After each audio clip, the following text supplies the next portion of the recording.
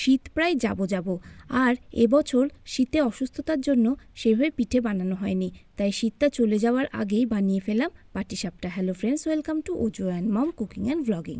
পাটিসাপটা বানানোর জন্য আমি একটা বাটিতে ব্যাটার বানিয়ে নেব। তার জন্য মেজারমেন্ট কাপের 1 কাপ আটা, 1 কাপ সুজি আর ওই কাপেরই হাফ কাপ চিনি এখানে নিয়ে নিলাম।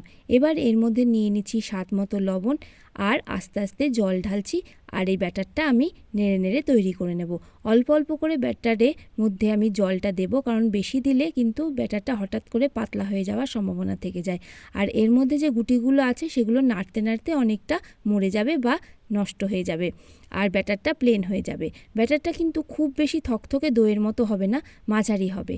এবার আমি কি করব, ব্যাটারটাকে আমি 1 ঘন্টার জন্য রেস্ট দেব। 1 ঘন্টা পরে দেখব ব্যাটারের মধ্যে যে লামগুলো ছিল সেগুলো অনেকটাই নষ্ট হয়ে গিয়েছে বা প্লেন হয়ে গিয়েছে। এবার আমি কি করব, এর মধ্যে আরেকটু জল দিয়ে পাতলা করে নেব। এই দেখো ব্যাটারটা পাতলা করে নিয়েছি, কনসিস্টেন্সিটা দেখতে পাচ্ছ। আর কি কি লাগবে, নিয়েছি সাদা তেল আর একটা বেগুনের মোটা তাওয়াতে তেল মাখানোর জন্য। পাটিসাপটা করার জন্য আমি এখানে ভেতরের পুর হিসাবে ক্ষীর ব্যবহার করছি, এটা আমার বাড়িতেই তৈরি করা।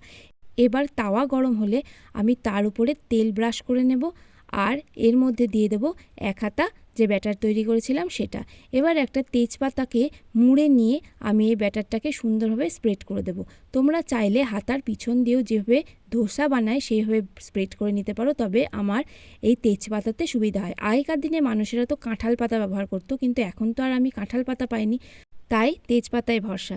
এবার আমি একটা সাইডে যে ক্ষীরের পাইপ করে রেখেছিলাম সেটা দিয়ে দিলাম আর ধীরে ধীরে কিন্তু আমি এই পাটিসাপটাটাকে উল্টে নিতে শুরু করলাম। যদি লেগে যায় একটুখানি খুন্তি দিয়ে চাঁচলেই কিন্তু উঠে পড়বে। এই দেখো আমার একটা পাটিসাপটা রেডি।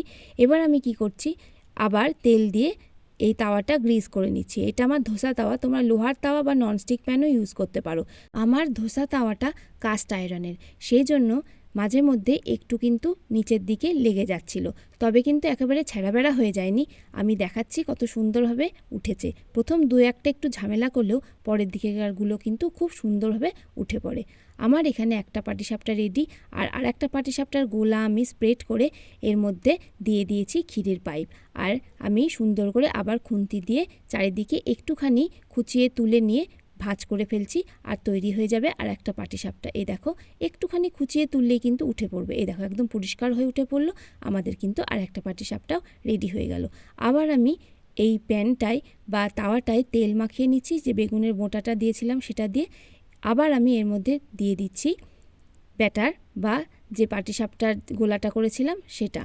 আমি এখানে আর একটা পাটিসাপটাও রেডি করে ফেলবো। তোমরা কীভাবে পাটিসাপটা বানাও সেটা কিন্তু আমাকে অবশ্যই কমেন্টে জানিও। আর হ্যাঁ, এখন তো নানা রকমের পাটিসাপটা হয় ডিজাইনার, সেখানে নানা রকম ফুড কালারও ব্যবহার করা হয়, কিন্তু আমি এখানে যেভাবে আমাদের মা ঠাকুমারা আগেকার দিনে বানাতো সেইভাবেই বানিয়েছি। আমার কিন্তু এদিকে আর একটা পাটিসাপটাও প্রায় রেডি হয়ে গেছে। এই দেখো আমার কিন্তু আর একটা পাটিসাপটাও একদম রেডি হয়ে গেল। আমার এখানে আর একটা পাটিসাপটা আমি করে নেব।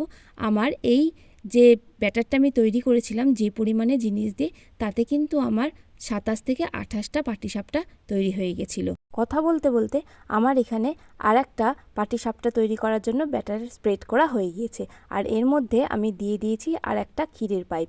এবার আমি আবার সুন্দর করে পাল্টে পাল্টে পাটিসাপটা তৈরি করে নিচ্ছি। এই দেখো বন্ধুরা কি সুন্দর পাটিসাপটাটা আমার রেডি হয়ে যাচ্ছে। আমি এখানে ক্ষীরের পাইপ ব্যবহার করেছি, তোমরা চাইলে কিন্তু অবশ্যই নারকেলের ছায়াও ব্যবহার করতে পারো। কেউ কেউ সন্দেশও ব্যবহার করে, সেটা তোমাদের ইচ্ছা অনুযায়ী নির্ভর করবে। এবার আমি আরেকটা পাটিসাপটাও রেডি করে ফেলবো। আমি এখানে খুব একটা বেশি তোমাদের দেখাবো না, কয়েকটাই দেখাচ্ছি। আমি এখানে আরেকটা পাটিসাপটাও তৈরি করে ফেলছি ঝটপট। এই দেখো বন্ধুরা কত সুন্দর সহজে উঠছে। লোহার প্যান বলে কিন্তু প্রথমে একটু লেগে গেলেও পরের দিকে খুব সুন্দরভাবে আমার কিন্তু পাটিসাপটাগুলো রেডি হয়ে গেছিলো। এই দেখো আমি এখানে আর একটা পাটিসাপটাও রেডি করে ফেললাম আর আমার কিন্তু সবকটা পাটিসাপটাই রেডি হয়ে গেছে। এই দেখো বন্ধুরা, সব কটা পাটিসাপটা রেডি। এবার আমি সুন্দর করে সাজিয়ে নিয়েছি আমার সমস্ত পাটিসাপটা কটা। খেতে কিন্তু খুবই দুর্দান্ত হয়েছিল। তোমরা কিন্তু বাড়িতে অবশ্যই ট্রাই করো। আর ভিডিও ভালো লাগলে আর উপকারে লাগলে অবশ্যই একটা লাইক করো, শেয়ার করো, কমেন্ট করো কেমন লাগলো। নতুন বন্ধুরা প্লিজ পাশে থেকে সাবস্ক্রাইব করো। অবশ্যই বেল বাটন ক্লিক করো যাতে আমাদের দেওয়া ভিডিও তোমাদের কাছে পৌঁছায় সবার আগে। এতক্ষণ ধরে তোমরা যে ভিডিও দেখলে তার জন্য তোমাদের জানাই অসংখ্য ধন্যবাদ।